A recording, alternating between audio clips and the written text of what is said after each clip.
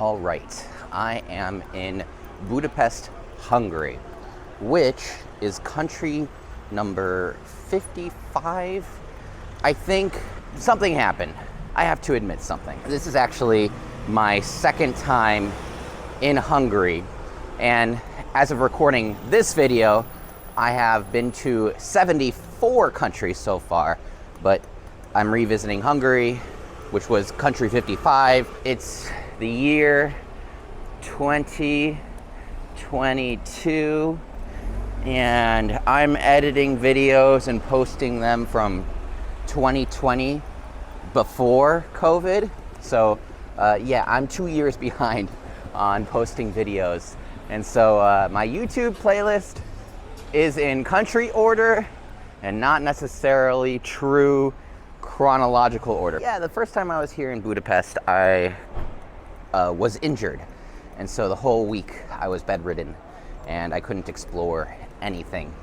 And yeah, so nothing happened. I recorded nothing. I'm here in the city center. You know, I've been traveling for a while now. I got this down to a routine. Sundays are my travel days. Mondays are my settle down and don't really push yourself to go sightseeing or explore days. I'll walk around my neighborhood a bit and just try to find something local to eat, but really not pushing myself too hard on Mondays.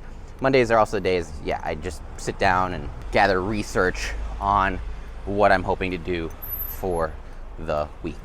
Do I have first impressions of Budapest or second first impressions of Budapest? Yeah, a lot of young people.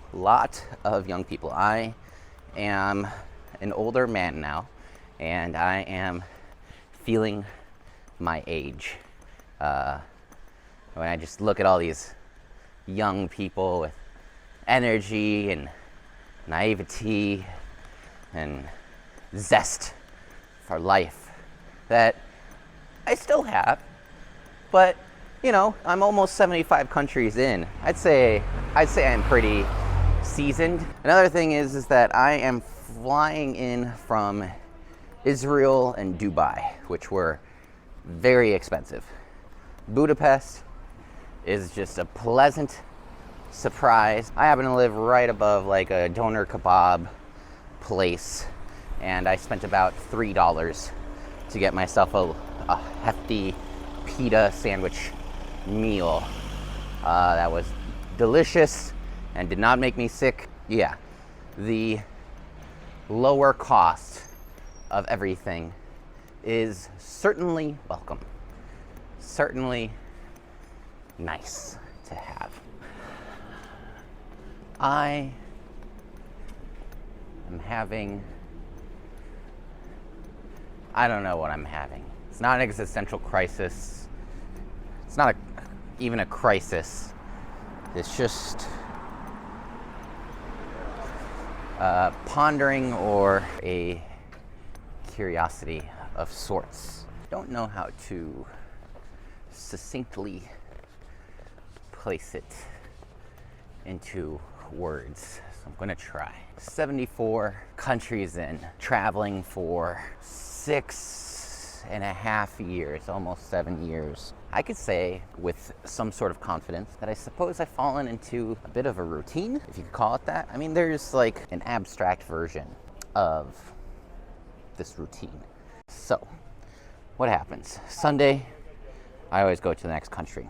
Monday is my lazy day, the day that I do nothing, stay in, I plan, I figure out what my week is going to look like. Tuesdays, Wednesdays, Thursdays, Fridays, Saturdays are go and do those things. Saturdays are usually long-term day trips.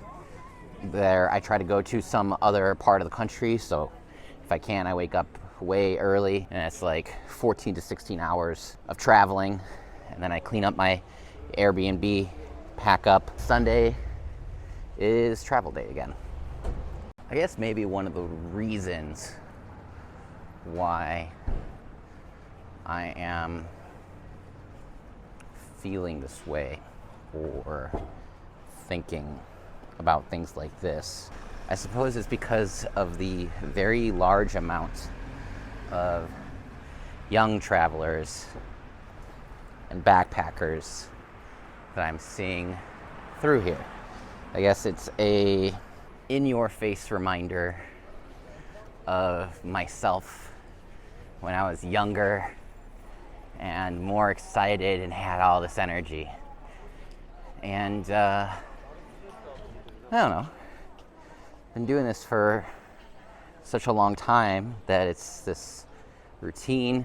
It's not that I'm not excited or looking forward to traveling to other countries, because I've set up this goal for myself to go and visit every country in the world. I don't know, I feel like I gotta mix it up or shake things up a bit. It's not mundane. I mean, once again, every country has its own little cool things to offer. So another thing I'm contending with is that I am editing videos that are 2 years back. And when I'm editing these videos, or when I'm watching these YouTube videos that I make, I don't remember like half the stuff. It's like, obviously I see it's me, and as I watch these videos and edit these videos, sometimes it jogs my memory a little bit of like, oh yeah, I did that thing happened. I walked down that street and I saw that thing and I ate that really good meal. But then a lot of it, 60-70% of it, maybe, it's like, I don't remember that. So, what do I do? What's wrong? I want to go to every country. That's a definite thing. And I want to talk with people and the locals, hear their stories and their points of views and their perspectives in as unbiased or as unbiased as a way as possible. And I want to see interesting things. But I guess the novelty of being a new, fresh traveler has worn off, which isn't a bad thing. It was bound to happen eventually, and there's still amazing things that I see when I land and just ponder about. How do I get my groove back? Well, hell, I haven't even lost my groove. If anything, I am arguably in the best, most stable position I've ever been at in my life with regards to traveling. I've got a routine all figured out, not stressing or panicking over working hours and crazy deadlines of startups. I have a job who's aware that I'm traveling. I don't have to hide the fact that I'm traveling or keep it secret. I'm making more money than I ever have before in my life. So everything with that is like just right. Yet, still, there's this feeling, this nagging feeling that I'm trying to get to the bottom to of. I'm wondering, is it loneliness? I don't know, I think it's loneliness. Am I just tired?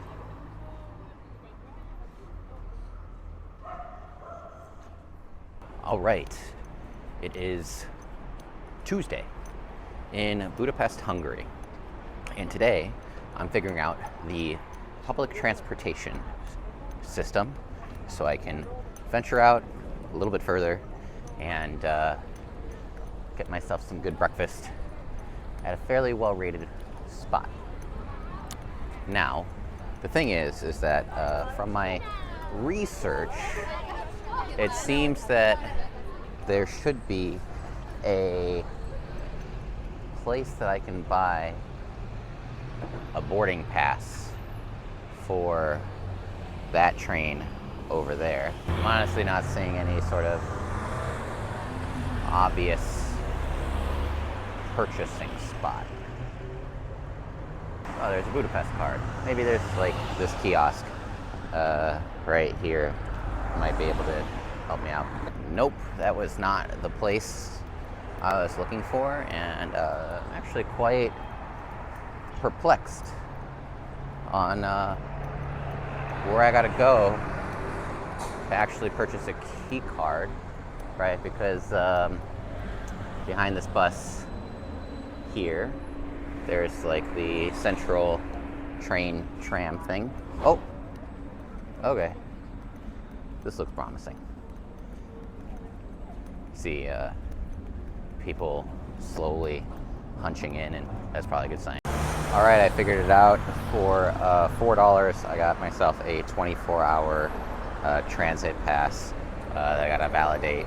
And I'm not traveling for 24 hours, but there was a really, really long line and a bunch of Romanians screaming at the machine, trying to figure out how to work it and get what they want.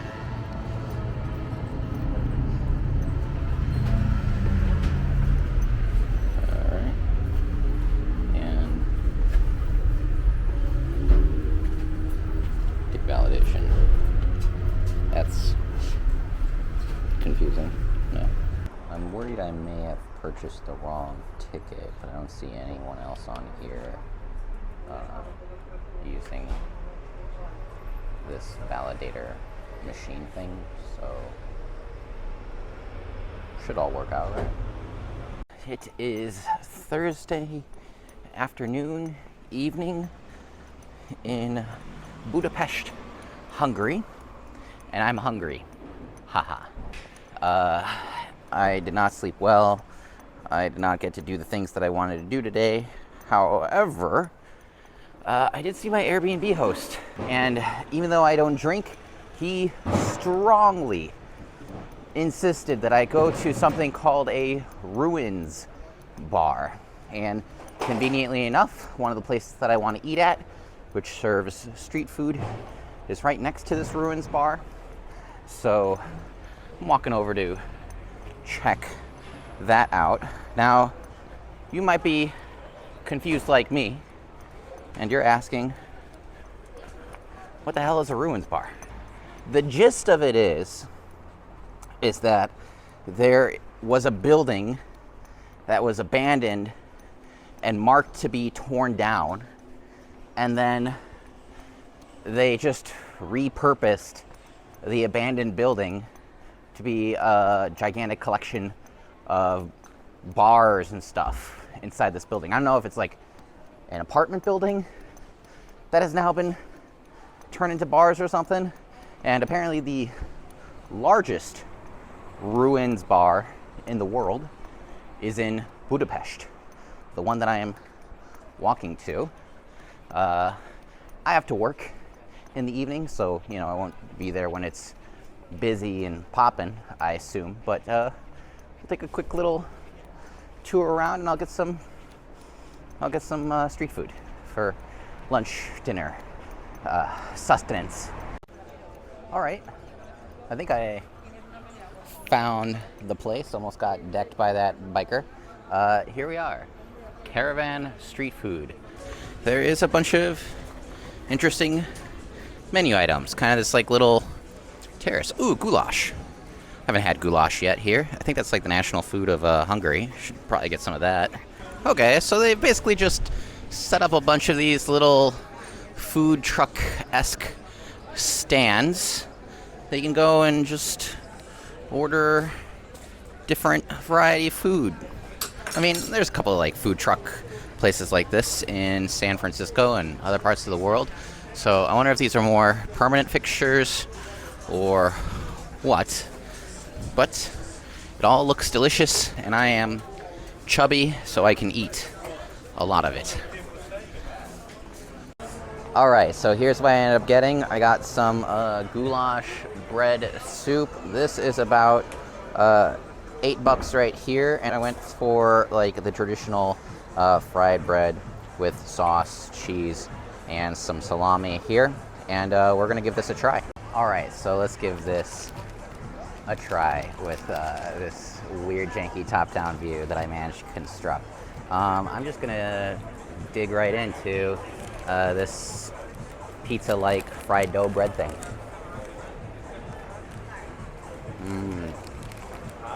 The bread is a very nice, soft, doughy, fried on the outside. It's not like a donut. It's not like a bagel. Crispy on the outside, fried, greasy. My fingers are mega oily. A lot of bread, a lot of carbs, not helping the stomach here. Here we got our bread bowl soup, which this goulash, and Hungarian goulash is the national food. I believe it's the national food of Hungary. Very hearty. This soup is very, very, very beefy. It's like you took beef and somehow you extracted all the juices out of it and you turned it into a soup. You thickened up your beef juice. And this beef, it's not like, think of roast beef, how roast beef is often dry. This is tender, falls apart in the mouth. And it's so like, that little bit of dryness is there, but it crumbles apart so readily. And so, like, it just breaks down so much that you barely even get a chance to like even detect the dryness. It purees into beef goodness in your mouth immediately. Nothing else really. There's nothing like tomato in here. It's not over salted. It's not peppery. It's just like liquid beef to me. All right, so that street food experience is actually like right next door to the Ruins bar area. And here it is, this building right here. There's kind of like a little tourist shop next to it, but walking in, here's what we are dealing with. Wow, this is quite big. Just initially taking the first steps in here. Oh, okay, wow. Wow, this is more impressive in size than it looks like from the outside. We got like a bar ordering area over there. Me taking video of myself there in the mirror. And okay. It's hard to describe, but there is a bit of a whimsical vibe walking in here that you do just suddenly get transported to a bit of a different hidden world in this building. And that's pretty neat. Walking up these metal staircases in this little courtyard area. And then kind of the overlook. But this is like the back half of the building through the dark and shady first half downstairs. Very Instagrammable, for sure, as a lot of people here are doing. Oh, there, quiet, isolated room. Huh.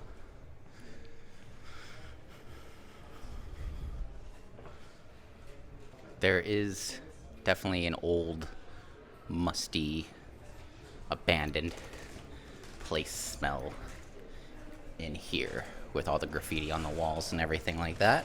Hungary is a country that is apparently known for its thermal spas. And I think I'm going to the largest thermal spa in Budapest. I think just walking up, we've got this kind of old historic style building here. And yeah, I want a quick dip to relax a little bit before I'm off to work this evening. So, off to do that.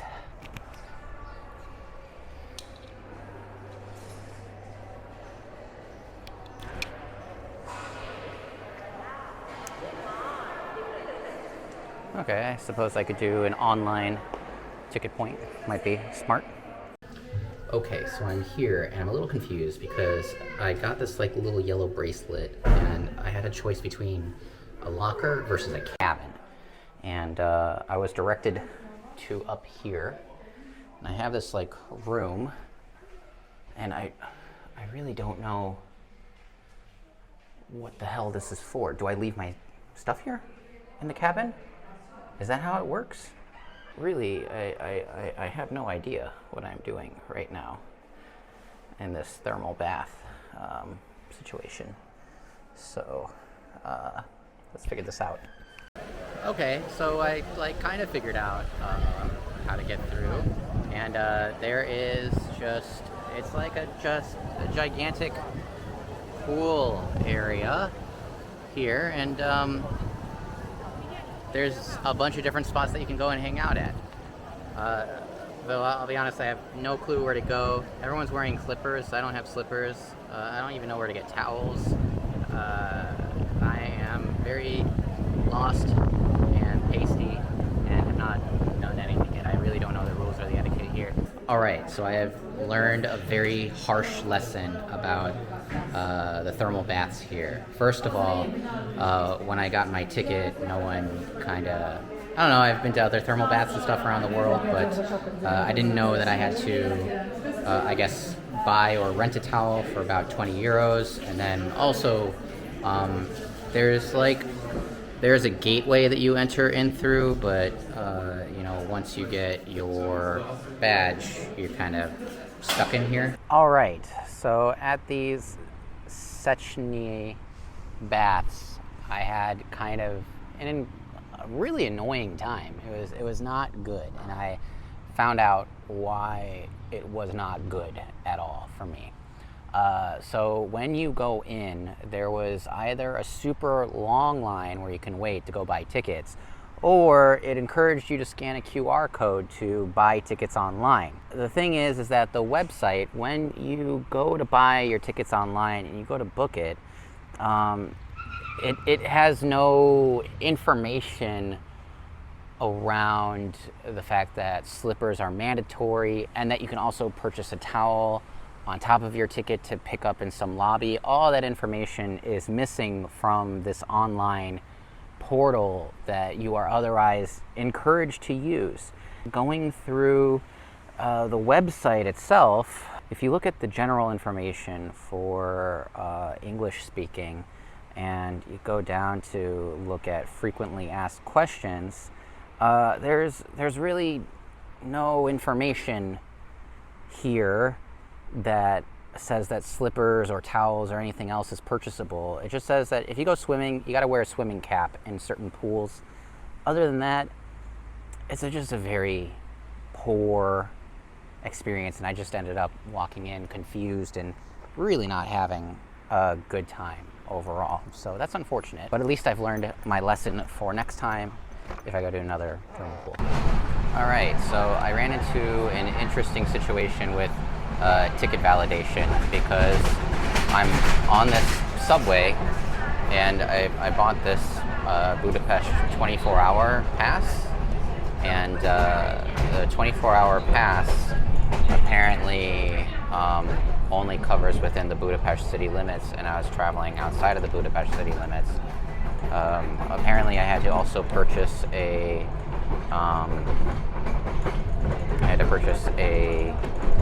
suburban specific ticket as well, which was really confusing because at the beginning of this I purchased the 24-hour ticket to hopefully board this train. And so the guy, the ticket checker dude, was telling me like, oh, it's a fine of 8,000 Hungarian florins, which is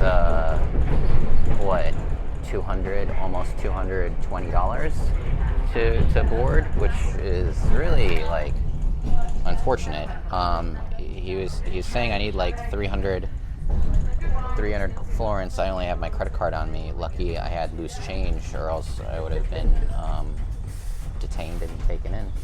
I really am beginning to dislike Hungary's lack of obvious information for people who want to get around. I mean, I bought the specific pass at the metro station, so what the fuck am I supposed to do? How's anyone supposed to know? You know, Hungary is more than Budapest. There are cities, it's a whole country. And today, I find myself at Szentendre city. And where am I? I am here? Where? It says, like, am I literally... Oh, okay, you are here. It's been faded out. So do I just cross? There's an underpass bridge that I think I can cross under, and then I think I could just walk through the town and explore.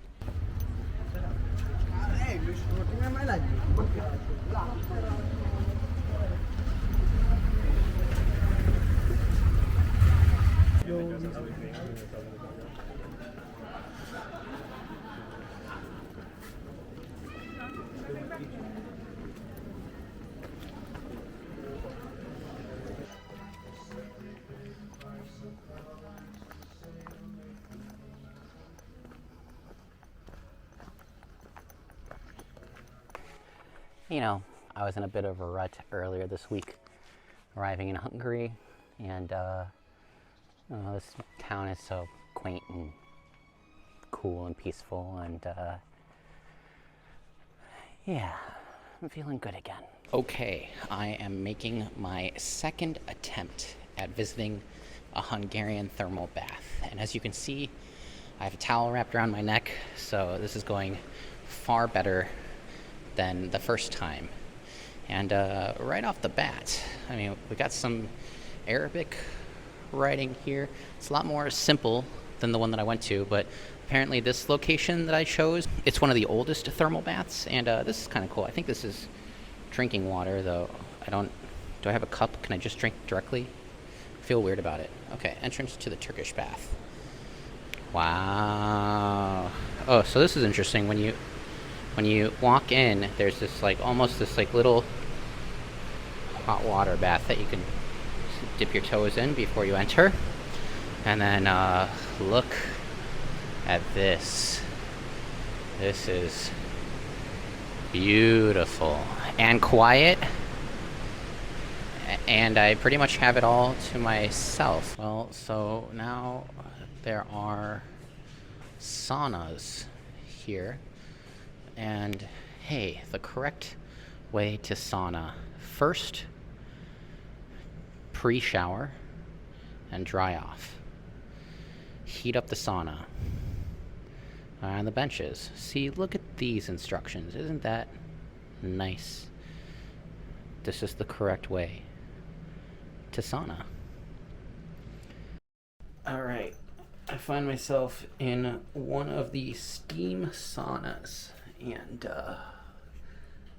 boy, it is very hot in here, and I got my very hot thing of rocks here and my ladle with water to maybe heat it up a bit.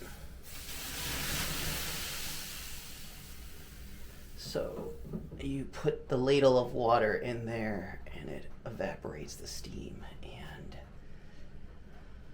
whoa, that got way hotter. Ambient temperature for the sauna, I think, is 90 degrees, roughly. 90 degrees. Is that Celsius or Fahrenheit? That might be 90 degrees Celsius. It's 10 degrees below the boiling point. If I lift my hand up, I can feel how much hotter it is up here than down here where I'm sitting. And there are staircases up here where people can sit. But it's just me alone in this thermal sauna. It smells wonderful in here, by the way. This is really nice. And then I'm gonna go take a really cold shower after this. Yeah. I'm done with the second thermal pool in Hungary. That was way better. Totally relaxed, ready to take a nap. And I'm in my changing box area, and there was something interesting here that I wanted to highlight. And that's how the door locks. I am locked in. There's no lock here, and there's a second door here, which I am also locked in. No latch over here either. And so there is a trick. There is a bench that folds out that locks the door from both sides, and you lift the bench and voila, there we are. What was the name of this thermal spa? The name of this place was Ergol Masik Velibej Ferdoje. I probably totally mispronounced it. It is here. I will link it in the description. Much smaller, but much more peaceful and quiet, and definitely one of the oldest thermal baths in Budapest, dating back to the Ottoman Empire. Really cool experience. Way better. All right, Hungary, country number 55 is over. And what are my final impressions of Hungary? I like Hungary a lot, and I would come back, and I hope I get to come back here with Angela. I had a couple of initial missteps in figuring out how things work around Hungary, but, give it a second chance. And funny enough, this is my second time in Hungary, so I'm just totally from end to end living up to the give it a second chance name. I was injured the first time, so this is my second time in Hungary. The thermal baths didn't work out the first time, and I learned, so the second time was way better. The first couple of times transit didn't really work out for me because I'm an idiot, but in the future I will know. I was actually supposed to take a road trip today, but I accidentally rolled off my bed and injured myself, so I decided to hang out at the airport all day. My hip and wrist are in pain, so hope I didn't fracture anything. I think I'm okay. As for chatting with people in Budapest, like I said, there is a very young population here. I've met quite a few international students who are studying here, all range of things, but a lot of focus on international relations, and that's been super cool to see such an international community here. The unfortunate thing is, though, talking with other Hungarian locals and nationals, a lot of people don't want to stay here, unfortunately. The country itself is, I suppose, politically conservative, and so a lot of the younger students seem to want to go and work in other parts of Europe, and there is a case of brain drain here. And some young people that I talk to really don't like the direction that the country is headed. Anecdotally, the younger people that I talk to, and so I wonder if Hungary is up against a case of brain drain in the future. Always difficult to compete against that and account for that. Another interesting thing that I learned about Hungary that I did not know about before is its relationship with Romania, bordering next door. And at first I thought, as I was going around, I'm like, oh, well, Hungarians kind of remind me of Romanians. And I was talking with my taxi driver about that, and he was like, do not say that to Hungarians. There's a vast majority of Hungarians that really, really dislike Romania. Apparently there was a news story even where an airplane pilot was trying to land in Budapest, and he accidentally said, hello Bucharest, which is the capital of Romania. The flight controllers refused to respond until the pilot corrected themselves and said, oh, hello Budapest. And then they were able to land safely. So, yeah, I guess Hungarians don't necessarily have a favorable view of Romania, mainly around a territorial dispute of the region of Transylvania, which I guess was formerly Hungarian. And 100 years ago, during some treaty, the territory was made into Romanian territory as some sort of compromise. And I suppose there's still plenty of ethnic Hungarians living in the Transylvania region, and they do not like Romania for keeping that part of the territory. I don't know what the solution to that is, but yeah, my taxi driver told me I should not go around telling people that I'm partially Romanian, lest I suffer the ire of Hungarian anger or something. But you know, it's cool. I had a good time here. Food was good.